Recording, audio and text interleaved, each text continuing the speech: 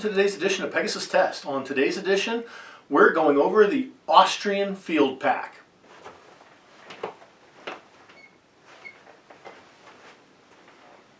Alright, this is a field pack used by the Austrian Army. These have been popping up everywhere on a lot of different websites, and at first glance they look like an Alice pack clone, and in many ways they are, and in many ways they're not. The nice thing about them, with the one that I purchased here, I got this for $40 from Midway USA. I've seen them at several websites, ranging from $40 at the low end where Midway had it to $80 on some other websites. You can find them in plenty of websites within that price range. So buyer beware. You get what you pay for sometimes you don't, sometimes you get better than what you pay for, and that's the case here. This is a unissued pack. That is immediately obvious. It smells brand new, it has creases in it like it's brand new, and it came with everything you need because you get the pack and you get the straps to mount it, which are unique. They are not Alice straps. So let's delve into the features of this pack, and then we'll have a little talk about its utility afterwards. Alright, let's go over the features and specifications of the Austrian field pack. As you can see, externally it looks very similar to an Alice pack layout, and basically in many respects it is. You have a top flap here that's secured by two straps just like the Alice pack, and they're secured by a pinch clip kind of with teeth on a strap kind of buckle that you saw on some versions of the Alice pack, especially this from late 70s, early 80s. You have a couple little tie down points here available to you if you want to use them. Unlike the Alice pack, you have bigger separation between the pockets, and you don't have that row of material here that allows you to attach something with Alice clips. Additionally, the pockets are of different sizes. This center pocket here is square in shape, wider but not as tall as your side pockets that are very tall but very narrow, as you can see. The pack itself generally performs the same as the Alice pack, roughly has the same internal volume, although the internal layout is a little different, but much the same in many respects. Now the rear of the pack, or the part that goes against you I should say, is very different from Alice. The first massive difference you notice, and we'll do a side-by-side comparison later in the video, is it looks like they took the US 1956 H harness and made it the pack straps. You don't have a left and right pack strap like you did on the very early versions of Alice, or universal straps that could be used left or right as you had in later versions. What you have is one system that connects together. And you also do not have the quick release feature of Alice.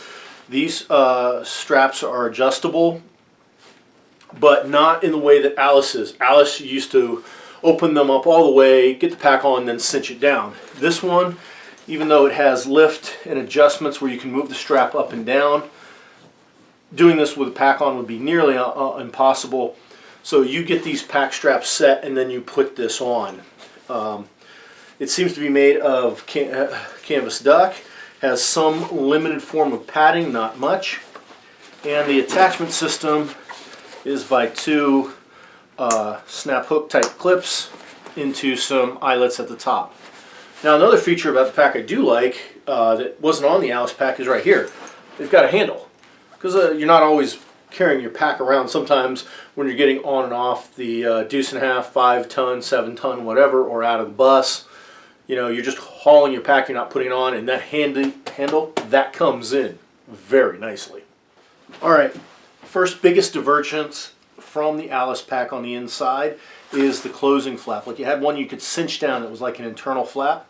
There's no cord lock on it where you just slide it down, it locks, and you tuck in the excess. No, all you have is this big long string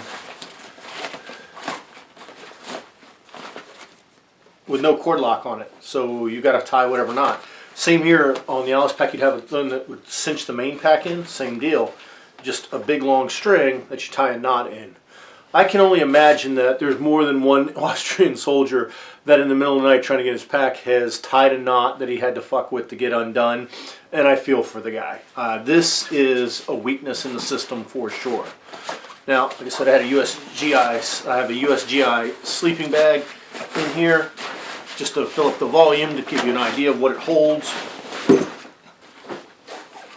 And when we get inside, we find it has the same radio pocket as the US Alice pack, and even the same style buckle that you would find in the radio pack for that. It looks like it would probably carry a PRC 77 or equivalent sized radio. And then it's just a big open pack. Have not waterproof tested it, but as I look at the nylon, it is rubberized nylon on the inside. So this thing probably shakes off water pretty well. Without having a pack frame structure, it kind of loses its shape when things aren't in it, which are good and bad. The pocket is sewn in on the inside. All the stitching on the inside looks pretty good. There is try to get it so you can see down at the bottom. The bottom is squared off and it's rubberized. So when you put that down on the ground, you got extra protection against water soaking through the nylon and soaking your contents inside. Because usually what we put in our packs we want to keep dry. Alright, for comparison purposes here, I have pulled out my woodland camouflaged Alice pack so you can tell it from the Austrian pack. Now the Austrian pack clearly, as we've talked about, derives its lineage from the Alice pack.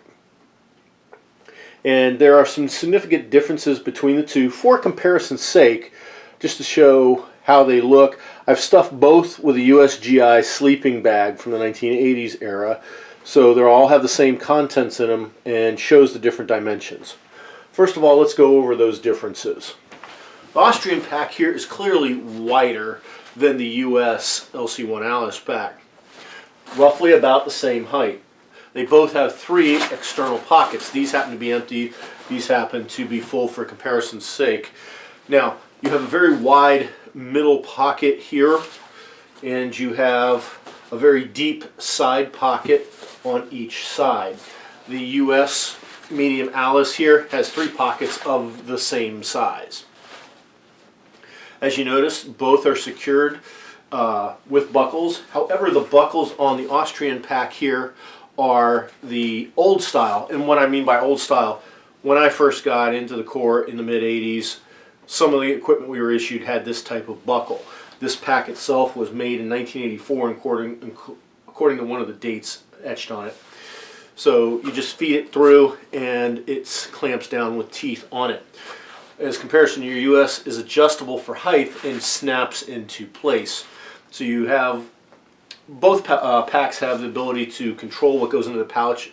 If something's a little taller, you got some room to still close the flap. If something's a little shorter, you can cinch it down to make sure it rides snug. A difference between the packs, though, is you have a row of material here where you can attach extra equipment like I've done with this e-tool. It's not MOLLE compatible because it was invented before MOLLE, although you can put MOLLE stuff on it. There is no equivalent over here on the Austrian pack. Now let's go ahead and take a look at the other side of these packs. While generally looking similar, this is where things diverge on the two systems. One, you can always wear your Alice pack without a frame, and a lot of times I wasn't issued a frame, especially early in the Marine Corps. I'd get the pack but not a frame. And it's completely functional and will work that way, no problem. The Austrian here doesn't appear to have a frame that works with it, at least not in the LC2 concept. The pack straps, of which I'm missing one, is which the reason I'm missing one started this whole adventure, are removable just like they are here, although the difference is you have individual straps. Like on this one, it broke on me. I went to get a replacement and hence found this. So I can replace the one strap. The Austrian system here almost looks like they took an LBV, not an LBV, excuse me, an M1956 LB H harness and just made it the pack straps. It uses that same type of attachment system, and it attaches as a single unit. It is one single unit here on the pack. So you don't have a left and right strap or separate straps. you have one set of straps that attach to the pack. All right, so clearly this pack was inspired by the Alice pack. The Alice pack first came out in the 1970s. I'm not sure when the Austrians started issuing this, but it was sometime after that. This one on one of the buckles is etched something in Austrian with the date 84 after it. So I'm assuming this is either the 1984 model pack or it was made and issued in 1984. Well, issued is kind of a misnomer. This pack has clearly never been issued. It is in new, unissued condition. It's new old stock. The buckles are in great shape because they've never been used. There's no fraying on any of the webbing, which is always nice. It literally smells like military surplus and it smells new, which is always a bonus as well. Now the pack has some advantages. It seems to be slightly larger internal volume than the US medium Alice pack. Height-wise they are the same, but the Austrian pack is definitely wider, so you can get some more items in. The downside of that is if you can put more items in a pack, that means your pack weighs more. And this pack does not have a frame system for it that I can tell like the Alice pack does. Alice packs can always be worn without the frame if you need to, but when you have the chance to use the frame, I highly recommend it, and that's where you'll see most people using it.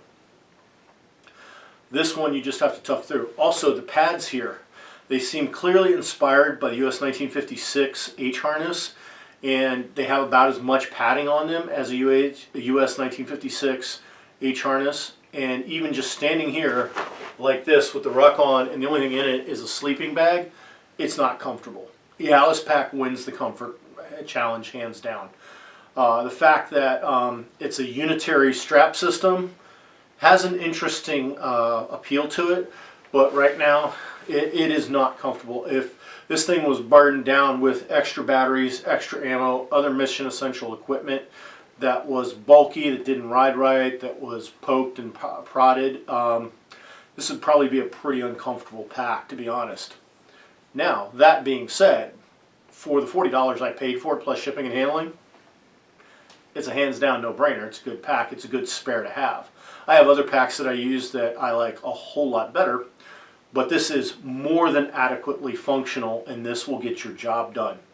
Where I suggest this might be the best place to use this pack is in a colder environment where more of the things that you are carrying are bulky but not so heavy, and also that you're wearing bulkier clothing, so that clothing, like your loft jacket and things like that, will provide padding that these straps do not. And that's probably the thing about the Austrians that they were going for. I mean, they are in the Alps, so they're used to operating in those colder environments, so this probably meets their needs very well.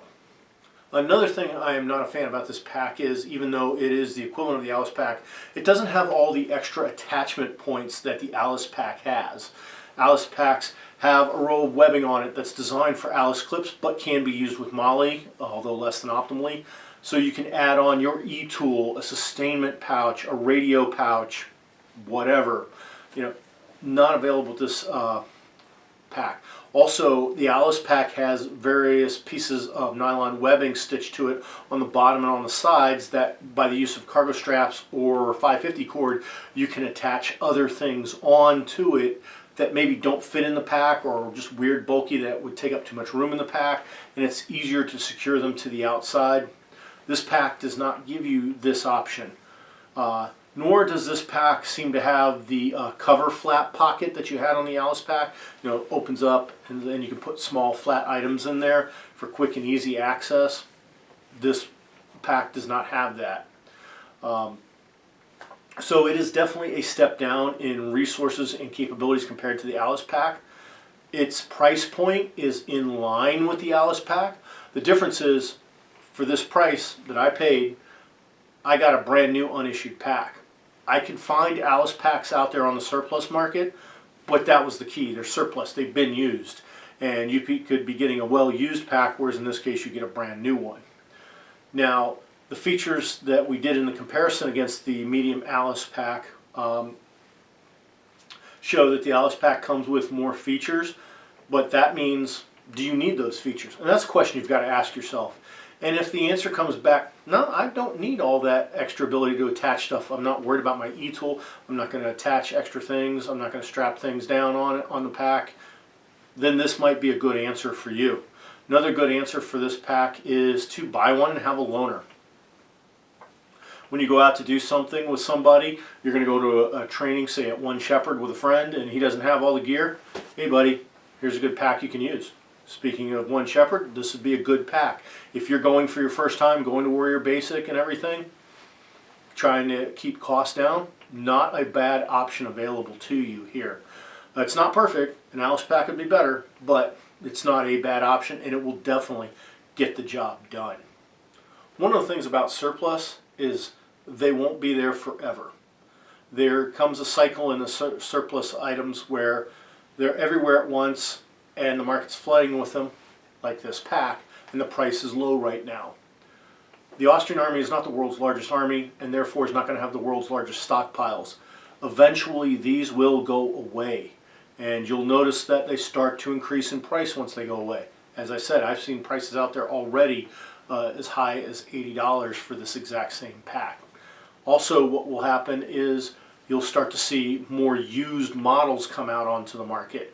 Ones with heavy usage and where the metal buckles show some rust, wear and tear, where the webbing shows fraying, where some stitching might need to be fixed, and the price will be higher. So if you think this is something that will fit your needs, go snap it up now. $40 plus shipping and handling is a really good price for this pack, and it's not going to last forever. It may not be available next year. Heck, this year, next year if it's available, it might be twice the price, and it might not be as good condition. We hope you found this review of the Austrian Field Pack helpful and informative. Please comment, like, and subscribe, and tune in for future videos on field gear.